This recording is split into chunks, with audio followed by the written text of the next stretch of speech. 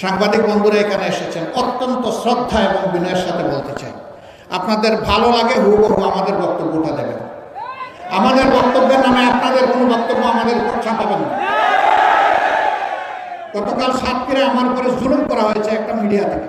আমরা কি অপরাধ করেছিলাম, তাদের কি ক্ষতি করেছিলাম, আমাদের নামে কেন তারা এই অপবাদ দিলেন?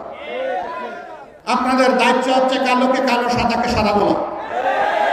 আমার মধ্যে কোনো কালো থাকে আমাকে ছাড় দেবেন না, কিন্তু আমার সাদা পোশাক কেউ কালো করবেন না। কোন মানুষের কথাকে মেলাফাইট করা উচিত নয়, টুইস্ট করা উচিত নয়, বিকৃত করা উচিত নয়, জাতিকে বিভ্রান্ত করা উচিত নয়। সাংবাদিক বন্ধুরা এখানে এসেছেন, অত্যন্ত শ্রদ্ধা এবং বিনয়ের সাথে বলতে চাই, আপনাদের ভালো লাগে হুবহু আমাদের বক্তব্যটা দেবেন।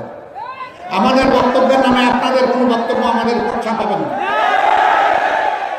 গতকাল সাতক্ষীরায় আমার উপরে জুলুম করা হয়েছে একটা মিডিয়া থেকে।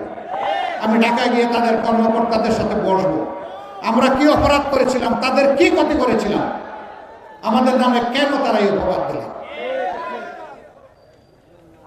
মিডিয়াকে আমি স্যালিউট জানাই। আপনাদের দায়িত্ব হচ্ছে কালোকে কালো, সাদাকে সাদা বলা। আমার মধ্যে কোনো কালো থাকে আমাকে ছাড় দেবেন না, কিন্তু আমার সাদা পোশাক কেউ কালো করবেন না।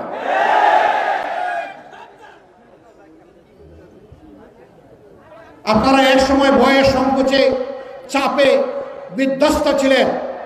আপনারা সত্য কথাটা সত্য হিসাবে লিখতে পারেন নাই, সত্যকে গোপন করতে বাধ্য হয়েছেন অশুভ শক্তির চাপে। আমরা এটার জন্য মাইন্ড করব না, কিন্তু এখন তো আপনারা মুক্ত। এখন কেন আপনার নিজের চিন্তা করবেন যুক্ত? আপনার চিন্তা আপনি বলুন, আমার মুক্তি বলাতে চান কেন?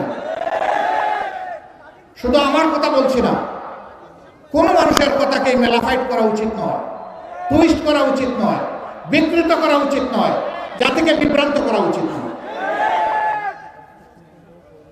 মিডিয়া অত্যন্ত দায়িত্বশীলতার সাথে এখন তারা কাজ করছেন। দেশপ্রেম তাদেরও আছে, দেশ তাদের, আমাদের সবার। যারা এই দায়িত্ব নিয়ে স্বচ্ছতার সাথে কাজ করছেন, আমি তাদেরকে স্যালুট জানাই। আপনাদের পাশে আমরা আছি। এটা আমার বিপক্ষে গেলেও আপনার পাশে আমি থাকবো, যদি জিনিসটা ন্যায়সঙ্গত হয়, সত্য হয়। প্রিয় দেশবাসী, একটা ভালো সমাজ যারা করতে চাইবে, সমালোচনা এবং যন্ত্রণা তাদেরকে ছাড়বে না, এটাও আমরা বুঝি। যে কিছু করে তার সমালোচনা হবে, যে কিছুই করে না তার নিয়ে জনগণ কথা বলে। সমালোচনাকে আমরা এনকারেজ করি। সমালোচনা হোক গঠনমূলক, সমালোচনা হোক দেশপ্রেমের, সমালোচনা হোক জাতিকে সামনের দিকে এগিয়ে নেবে।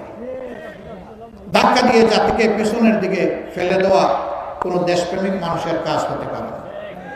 এটা মিডিয়ার না, সাধারণ মানুষের। আমরা সমালোচনাকে ভয় পাই, বরঞ্চ আমরা অভিনন্দন জানাই সেই সমালোচনা যা জাতির জন্য উপকার। আমরা ওই সমালোচনাটা চাই। আমরা মিডিয়ার ভাইদের কাছে কৃতজ্ঞ, তারা তাদের পেশাগত দায়িত্বের কারণে এখানে এসেছে।